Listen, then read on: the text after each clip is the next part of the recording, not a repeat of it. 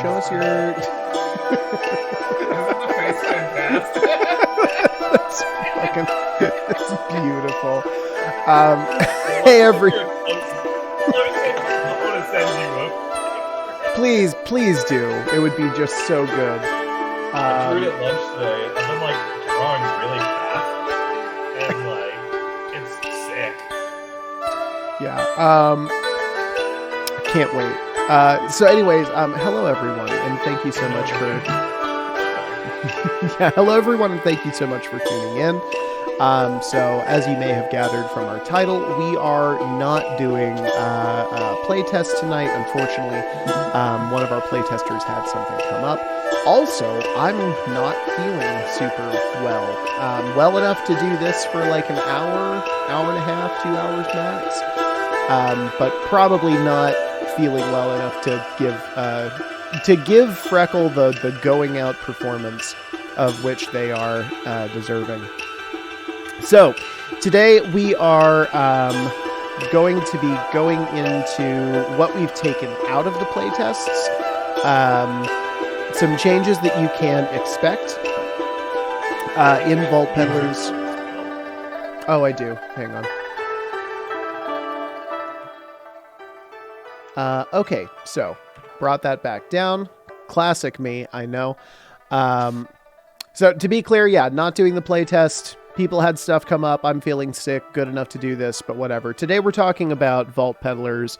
We're talking about the things that we have taken away from our on-screen and off-screen playtests so far. Things that we are noting as potential problems, and we're just going to be discussing basic ideas on how we think those things are best solved.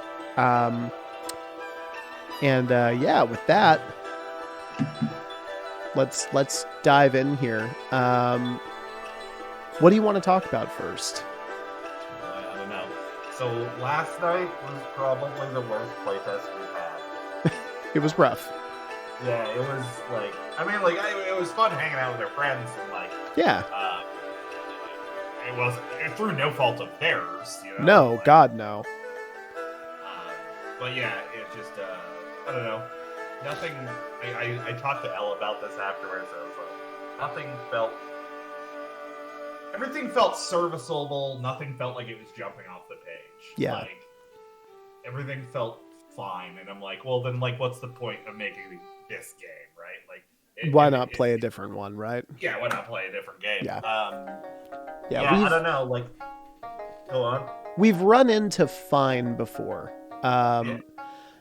And it's a dangerous word on our stream, because usually it's followed by a complete just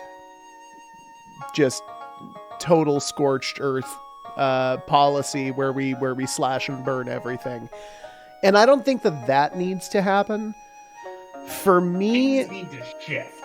Yeah, exactly. And I would make a small amendment to last night. I don't think last night was the worst night of playtesting. No. I do think last night was just particularly disappointing, and that's a good venue for us to talk about combat. So one of the last major overhauls that we did before putting out the playtest rules was we completely overhauled combat. We added in conditions, we added in this robust wound system, we added in this kind of step-by-step thing that had combat turns and all that. Going into this round of playtesting, it was one of the things I think that we were both pretty confident about. Well, I mean, like, going into this playtest, like, right before it, I did message you, and I was like, I think combat might be overcooked a little bit. Yeah. Well, but it was something that it came after a couple of weeks of doing playtesting. What I mean is, like, when we published the playtest rules, that was one of the things we were the most confident on. And it was for, I kind of have it charted as like this slippery slope thing where we got a couple of rounds of playtesting in, and the first thing we noticed was that, hey, the condition system is way too much. It doesn't function. It doesn't serve the game the way that we are intending it to. And so for a while I was thinking, okay, well, hey, that just means we adjust, this little thing in combat. Otherwise it's good. As that process went on, culminating in last night, where we had a session that was almost entirely combat. It started with a combat, it ended with a combat. I mean, we pretty quickly realized that the shootout system, although it sounds cool in theory, really does not work that well in practice. And it's weird to me because I don't get how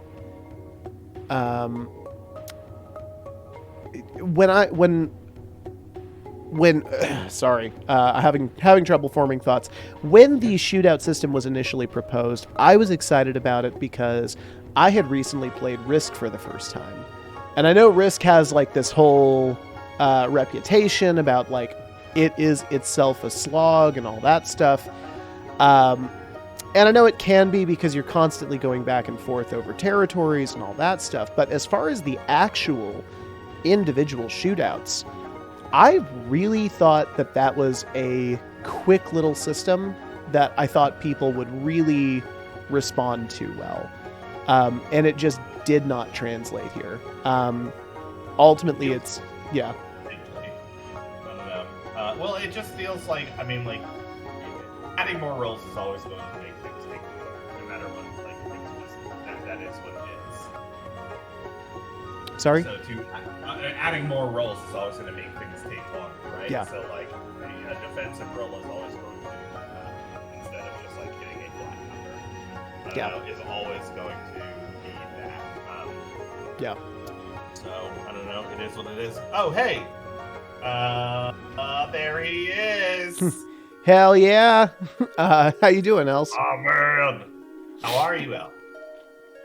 If no one has checked out El's stream, I highly recommend you do. He's making a dang old video game. He is making a dang old video game. It's fucking sick. It's absolutely the craziest shit I've ever seen. The amount of code on that stream gives me so much anxiety. Kudos to all of you for doing that. Yeah, it's very cool. If you haven't checked it out, definitely check out El. Give him a follow, my man. Hell yeah. Hell yeah. Yeah, and he made us the hell yeah. Yeah, he is the reason that hell yeah emote exists. Yeah, I don't know. I mean, like, here's the thing. Like, combat's fine. And the reason why Risk works is because Risk is, like, positing to be, like, a simulations acting thing. We aren't. And we tried to make something that, like, we fell into a trap with design. Where, like, and I think we put our head into, like, a little bit of a wormhole. And, like, we're hyper-focused on this idea of combat. And it's like, yeah. The game, at its core, was supposed to be a game of narrative crunch, where like it's a mid-crunch system where like most of that is delineated through like tags, and like that's not what we were doing. We were like making like actual narrative, like we were making actual combat. That yeah, was, I think just too tuned. Even like I think they're. My man's watching from a parking spot. I was gonna say I'm. Incredible. We're glad to have you with us, even if it's only for a third of the time. Yeah, man. I don't know. It's overcooked. Yeah. End of story.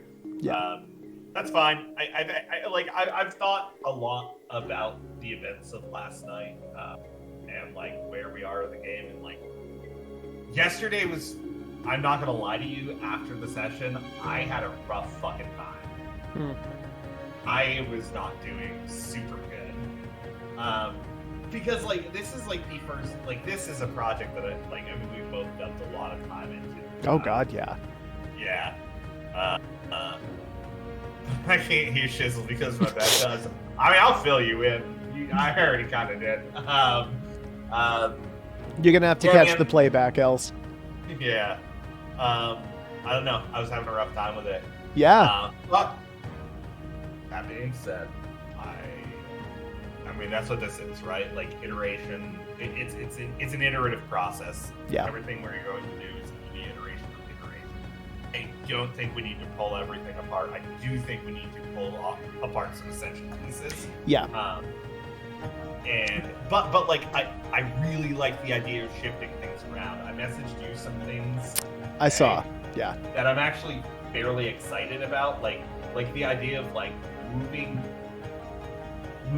like because there's this thing where everyone like wants to spend tags and like you can only do it if you have a weapon that can have this tag, but you can only do that if you have petty point. I'm like, man, if we remove like items beyond the flavor profile of items, and then just have like on the fly, you can spend petty points, you make an action, bolted, and now all of a sudden, when Adam's swinging from one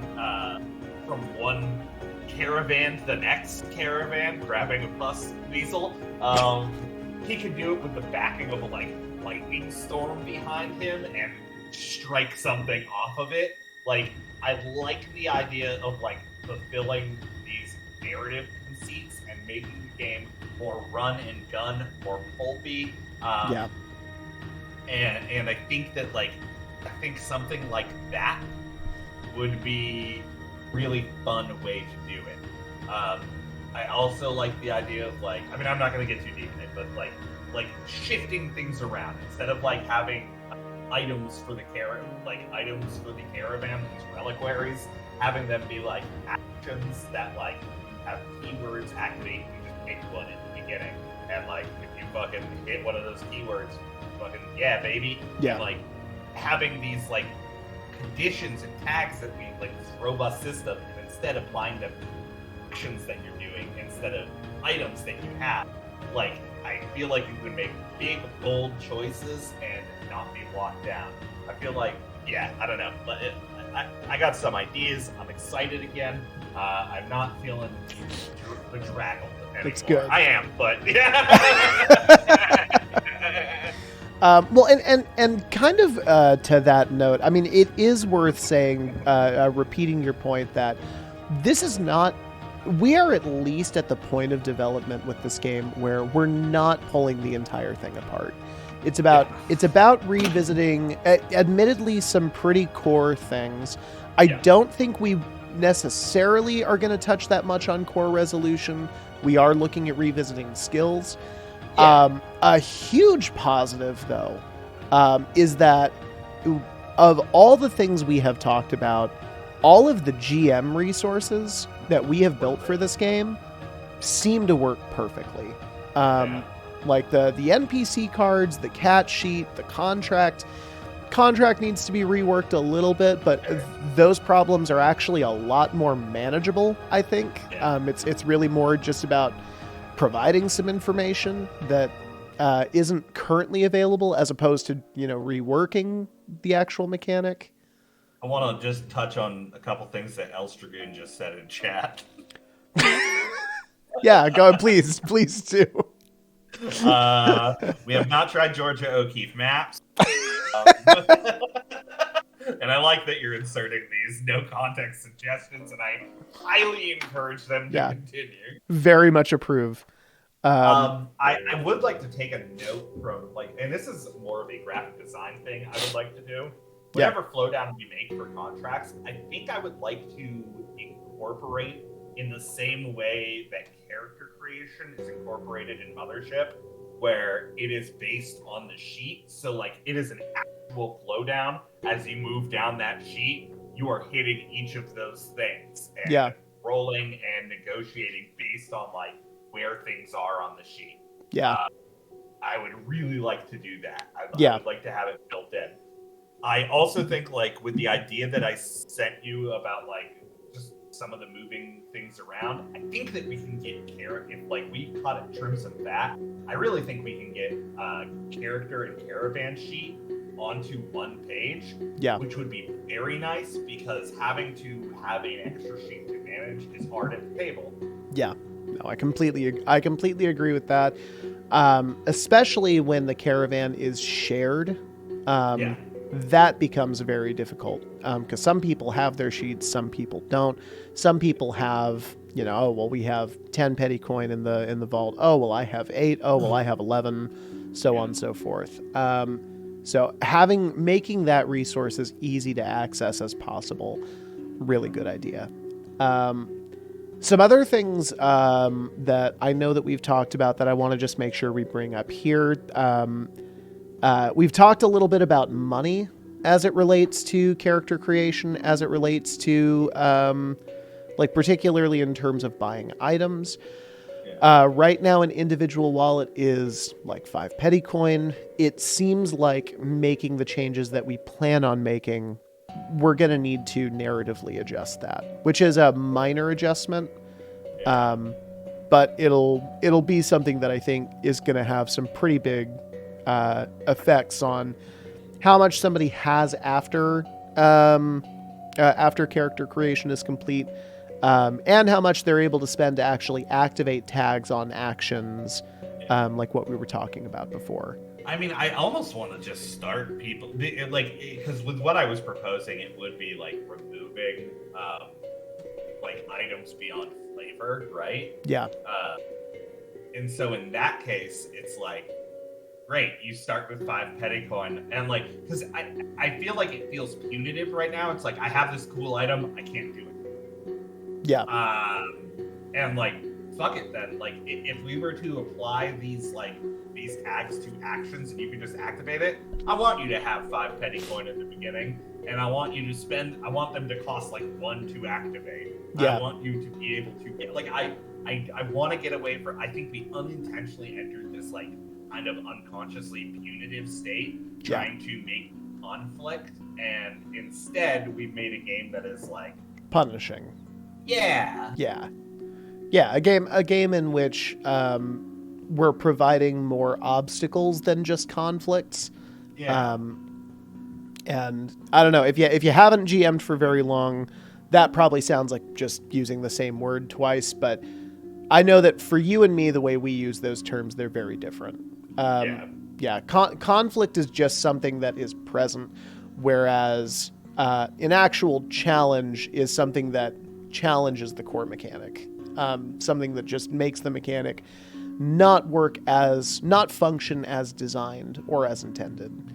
At the end of the day, we want people to have fun playing. People want to succeed. It's right? a fucking game, right? Yeah, I want to win. That's why like the fucking curve on most dice rolls in most games is like, 65, 70, like 65%, I think is like a usual success rate, because yes, I want the risk of not succeeding, but I want it to happen in an interesting way. And like, I want to do well. I want to do cool things and do good at them. Well, and this is actually one of the areas where PBTA, I think, really functions well, right? Because their whole rolling design is made so that the closer you are to that median of 7, when rolling 2d6, you get like this mixed success, which is like you have what you want, but there's also this other thing. And I don't know, it's a really good system. It's got its challenges in its own ways, but it's a really good system in that way, where you don't necessarily feel like you are constantly failing or like you're unable to do the cool shit that you want to do in those games. And that was something we ran into last night. Yeah. Yeah. I don't know. Like here's another thing that I thought like worked and also didn't work. Combat still felt long, but putting limits on how long combat was at least mitigated that. Which is good that worked, but it also felt like it was fighting something back that it wasn't intending to fight back. Like, that system wasn't to make combats manageable; it was to make them snappy. Yeah, exactly. Yeah. That was not a mitigation tool. It wasn't designed as a mitigation tool. So yeah, that makes perfect sense. Definitely, I'm glad that we have that rule in place, and I don't think that rule should go anywhere. But it's doing way more lifting than it should be right now. Yeah. And of course, if we're not doing the shootouts, I mean, I think that we can talk more on combat here because it's just so fresh on both our brains. Yeah. If we're not talking combats, that does mean some pretty significant changes. Because the shootout system was meant to take the place of things like armor rating, what you need to hit. So in addition to getting rid of these shootouts, we will also have to now design how you actually hit someone in our game, because we don't have a system for that. Which could affect how anything is resolved, right? Because we want to maintain the same general system all the way through. Yeah. It seems like well, I will say, not in combat. It seems like the general TN of just getting 1/2 roll success seems to work pretty well. Yeah, it seems. I mean, it's like I'm likely to succeed here. Yeah. But it's not 100%. Yeah. And there's definitely a sense of a good sense of dread when you get a best roll. Or when you get multiple successes that you need added on. So I think actually that system works really well, and maybe we just need to take a cue from that. I would like to see. I mean, I don't know. I will say from the GM perspective, it feels like I feel like I'm doing a very good job of balancing things, but I feel like I shouldn't have to. Yeah, that shouldn't be on the GM to do all of the time. Yeah. I feel like if we could take a nod from a VRP game like Call of Cthulhu, or Mithras or something like that, where your DB, what you're trying to hit, it's got some pipes on her. what you're trying to hit is on your character sheet, that would be fucking. And if we could get it to the point where all the GM has to declare is whether you're rolling a half roll or a best roll, that would be great. That would be dope. Yeah. So like, if something you're like particular, and this is why. Well, so if we do that, then we're getting rid of half rolls and best rolls, right? No, this was I actually. Sorry. We're getting rid of multiple stressors. Well, so I think it would work in a different way. Instead, you would have to like, if we were to pare down. Yeah, I mean, I don't know. Like, we'd have to look at it. It would be like, yes, it would be like getting rid of multiple stressors, or I don't know. Yeah. Or something on the sheet would have to take care of that. Yeah. Yeah. I mean, here's the thing, maybe the answer is in the die types themselves. Yeah. Maybe for a D12, the goal is to hit, I don't know, 3 successes as your... We'll have to do a shitload of probability if we do that. Yeah, no. Hold on 1 second. Yeah, you got it. Yeah. I'm gonna put you on mute. Yeah, you're good. Yeah.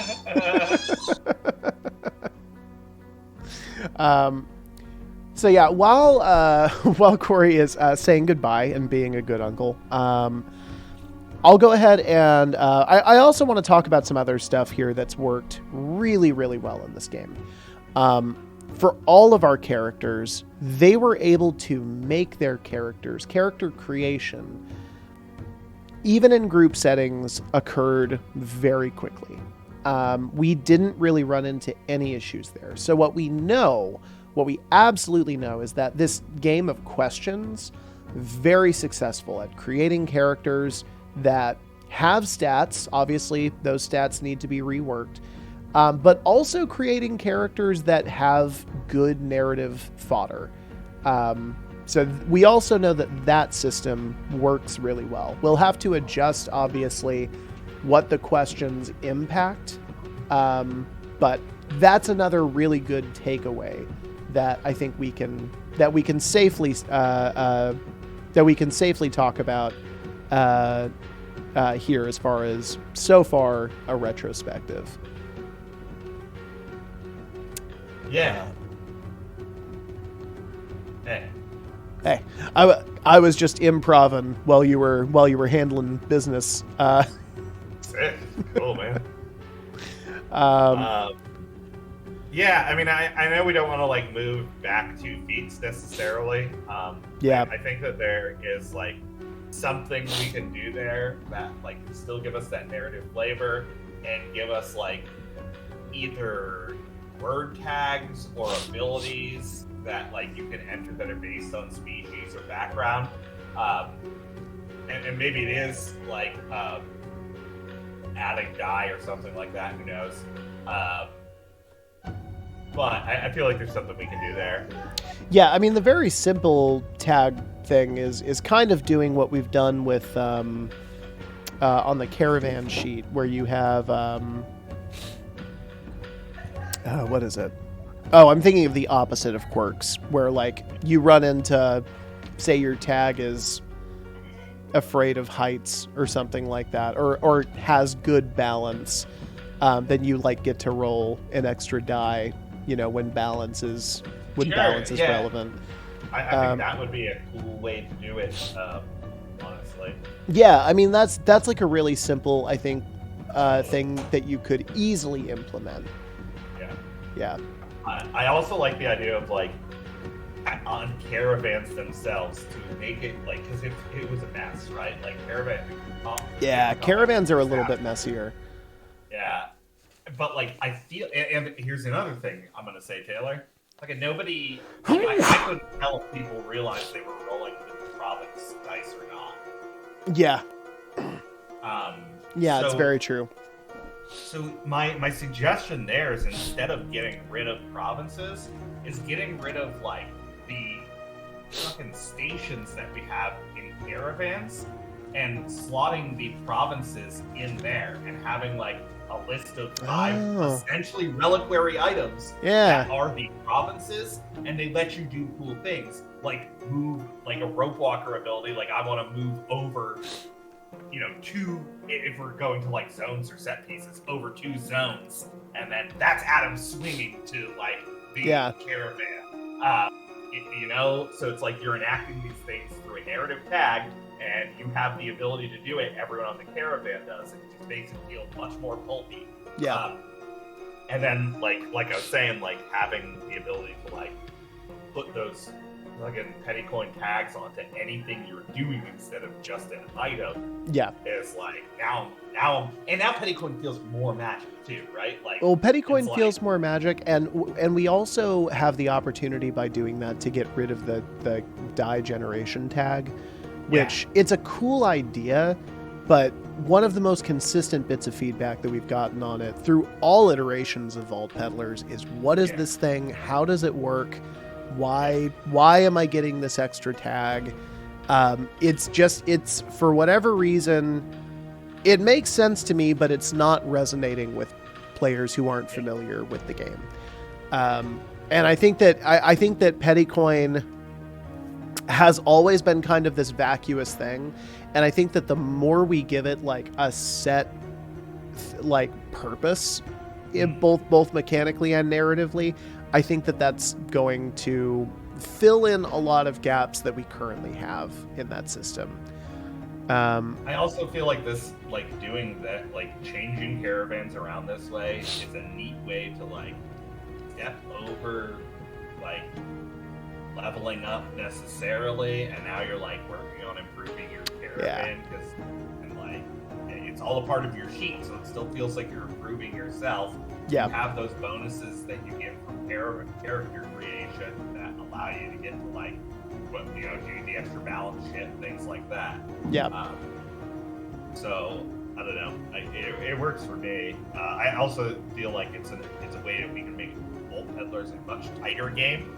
Which I would like. Absolutely. So on the note of getting tighter, let's actually talk a little bit about skills. One of the things that we have kind of come to the realization here, mainly because it's worked so well on the NPC side of things, where NPC cards just have 3 skills. You have, physical, mental, and research, or physical, social, and research. And it's just really streamlined. It's just really good. And so we were racking our brains, because I mean, so often with these characters, what we found is that you've got these people who they might be pretty good at 1 or 2 things, but everything else you're rolling a single die on. So maybe finding a way to pare down these skills into those more general categories. I also want to add to that, because one of the things that I noted about character creation is that you only have 2 opportunities to upgrade your die type. If we're talking about a smaller pool of skills, then more of those questions can go to approaches, and you can get the opportunity to bump those things up a little more and see a little bit more diversity in what kind of die players are able to use right out the gate, which I think is a cool thing. I think that would be exciting. I feel like if we were to pare skills down, I would like to change the name of skills to, like, this is something I've been repeating, and I just realized it just hit me. Because this is a heist game, we shouldn't call them skills. We should call them schemes. You're doing a physical scheme. You're doing a mental scheme. And like I like that a lot. Yeah, that's really cool. And so it's like, okay, how am I scheming this? How like, because that's another thing that we noticed that unintentionally happened, was the players were doing these like joint schemes together, and it felt incredibly heisty. When you were crawling through that through the air vent, that felt like Vault Peddlers to me. Like I'm like, that's what I want. Like you are all, and it's cool because none of you talked about it beforehand. Like you made the heist happen, or not the heist, like this scheme happen. Like we were all flying, like, so to have things like scheme action, like the idea that you have like these scheme scores and like scheme actions that you can all take like together is a really cool idea to me, and like calling them schemes to me seems like the right. It also gives us a great opportunity to utilize provinces in a more meaningful way, where you've got physical schemes, but if you're the Reckoner or whatever, like it's just physical, like violent combat schemes, you get this bonus, whatever it is. With Rope Walkers, if it's like a stealth related scheme, you get whatever this bonus is, so on and so forth. Well, and that's actually, I think, like if we tied like the provinces to the caravan, like I was talking about, then it's like, okay, I'm doing this Rope Walker swing, like this caravan thing, and like now it's a physical scheme that I'm adding this to the roll, which feels like modular. It feels like instead of like being punishing, because now I'm just using the caravan's dice instead of like my own dice, I'm using things in tandem. It's like upping the ante. And then also something we've talked about, you and I have talked about